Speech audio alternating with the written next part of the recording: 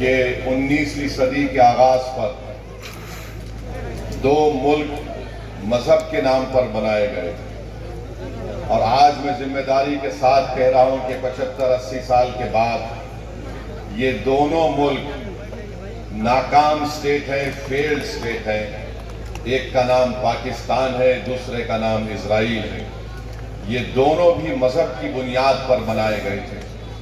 ایک یہ کہہ کر بھارت کو توڑا گیا کہ مسلمانوں کا الگ ملک ہوگا، اور ایک ملک کو یہ کہہ کر عربوں کی زمین چھینی گئی کہ یہاں پر ہم یہودیوں کا ملک بنائیں گے۔ انہوں نے یہودیوں کا ملک نہیں بنایا،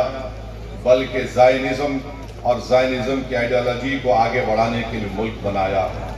یہ دونوں ممالک ایک فیلڈ سٹیٹ ہے جہاں پر انہی کے ملک میں لوگوں پر ظلم کیا جاتا ہے۔ تو ہم امید کرتے ہیں کہ ہماری سرکار، اس دیش کے پردھان منتری، یہ جو آتنکوادی حملہ ہوا ہے، بزدلانہ حملہ ہوا ہے، وہ اس پر مؤثر کارروائی کریں گے، مرنے والوں کو وہ انصاف دلائیں گے، اور ہم امید کرتے ہیں کہ ہمیشہ کے لیے پاکستان سے جو آتنکوادی ہمارے دیش میں آ کر معصوم لوگوں کی جانیں لیتے ہیں، چاہے وہ ہماری بیٹیاں ہوں یا پھر وردی پہننے والے ہمارے نوجوان بیٹے ہوں، ان آتنکوادی حملے کو ختم کرنے کے لیے ہم امید کرتے ہیں کہ دیش کے پردھان منتری پاکستان سے آئے ہوئے آتنکوادی اور پاکستان جیسے ایک فیلڈ سٹیٹ کے خلاف وہ ایک مؤثر کارروائی کریں گے، ایسا اقدام کریں گے کہ دوبارہ پاکستان 100 مرتبہ سوچے گا کہ بھارت کی سرزمین میں آ کر کسی کو مارنے کے بارے میں۔ میرے عزیز دوستوں اور بزرگوں، میں آپ کو یہ بتانا چاہتا ہوں کہ پاکستان یہ پوچھ رہا ہے کہ بھارت کے پاس اگر کوئی پروف ہے تو دو۔ ارے بے شرمو، کیا ہم نے تم کو پٹھان کوٹ میں بلا کر نہیں دکھایا تھا کہ پٹھان کوٹ ہمارا ایئر فورس کا بیس میں تمہارے آتنکوادی آ کر وہاں پر بحران مچا کر گئے؟ تمہاری لوگ پاکستان سے آ کر دیکھے، اس کے باوجود بھی تم نے ان آتنکوادیوں کے خلاف کوئی ایکشن نہیں لیا۔ 26/11 کا واقعہ ہوا، میں جانتا ہوں آندھرا تلنگانہ میں نظام آباد ایک علاقہ ہے، وہاں کی ہماری ایک بیٹی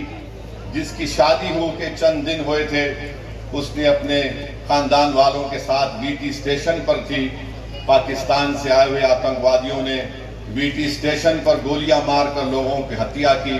تو اس میں نظام آباد کی ایک نئی دلہن بھی ماری گئی تھی۔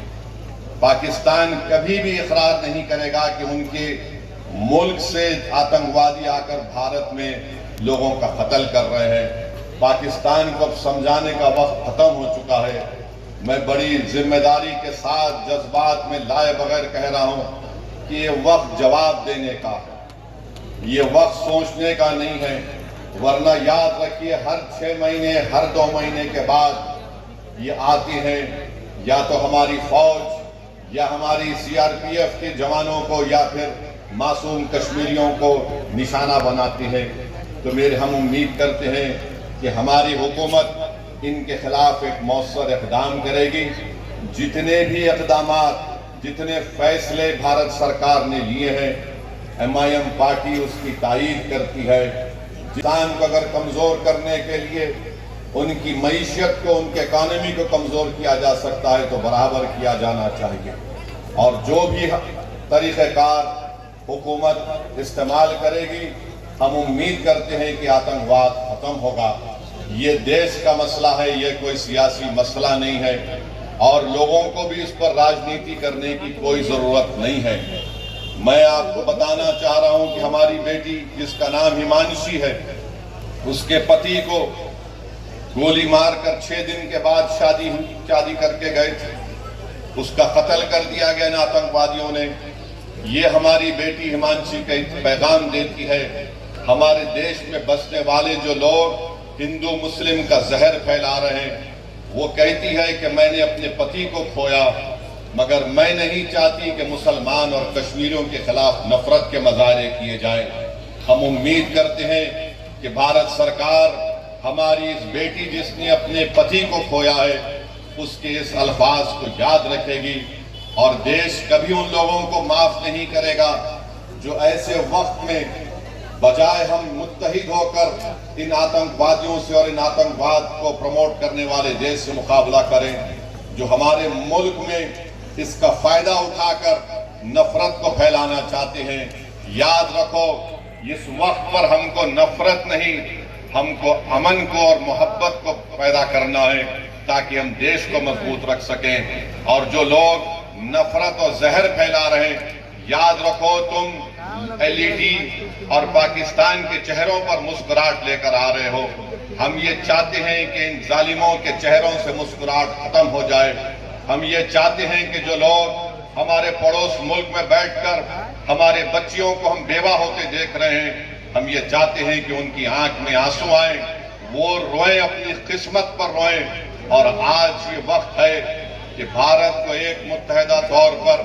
ایسے لوگوں کے خلاف پیغام دینا ہے۔ ہم بھارت کے پردھان منتری سے اس بات کا مطالبہ کرتے ہیں کہ جتنے 26 لوگ وہاں پر مارے گئے، بھارت سرکار ان کو شہید کا رتبہ دے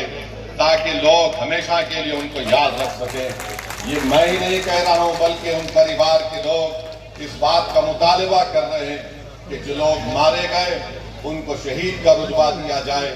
جو مارے گئے ان کے پریوار کے لوگ کہہ رہے ہیں کہ ہم انتظار کر رہے ہیں کہ کب ہمارے مرنے والوں سے انصاف ہوگا۔ ہم امید کرتے ہیں کہ بھارت سرکار ایک ٹھوس اور مضبوط اقدام کرے گی تاکہ آتنکواد کا خاتمہ ہو سکے۔ سیاگرہ کی تحریک کا آغاز کیا تھا۔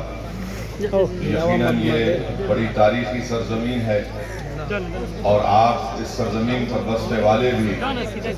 مجھے یقین ہے کہ بے باک ہیں، اور بے باکی آپ کی سوچ اور فکر میں بھی شامل ہے۔ میں آپ کا شکریہ ادا کرتا ہوں۔ میرے عزیز دوستوں اور بزرگوں، ہم ایسے وقت پر یہاں پر جمع ہوئے ہیں جب ہمارے پورے وطن عزیز میں غم ہے اور تکلیف ہے، اور وہ غم و تکلیف یہ ہے کہ ہم نے اپنی آنکھوں سے دیکھا کہ کس طریقے سے ہمارے پڑوسی ملک پاکستان سے آتنکوادی گھس کر آتے ہیں اور پہلگام میں ہمارے وطن عزیز کے بے قصور 26 لوگوں کی جان کو لے لیتے ہیں۔ میرے عزیز دوستوں اور بزرگوں، یہ ایسا واقعہ ہے کہ ہم تمام کو اس واقعے کی مذمت بھی کرنی چاہیے، کنڈیم بھی کرنا چاہیے، اور ہم کو اپنے سیاسی اختلافات سے اٹھ کر، کیونکہ یہ مسئلہ کوئی سیاسی پارٹی کا نہیں ہے، راجنیتی کا مسئلہ نہیں ہے، یہ مسئلہ ہمارے دیش کے ناگرکوں کا ہے جن کو پاکستان سے آئے ہوئے آتنکوادیوں نے بے دردی کے ساتھ ان کا قتل کیا۔ آپ خود سوچئے تھوڑی دیر کے لیے، اپنے دل و دماغ پر زور ڈال کر،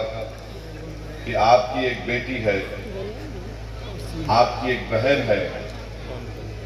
جس کی 6 دن پہلے شادی ہوئی تھی، اور 6 دن کے بعد وہ اور اس کا شوہر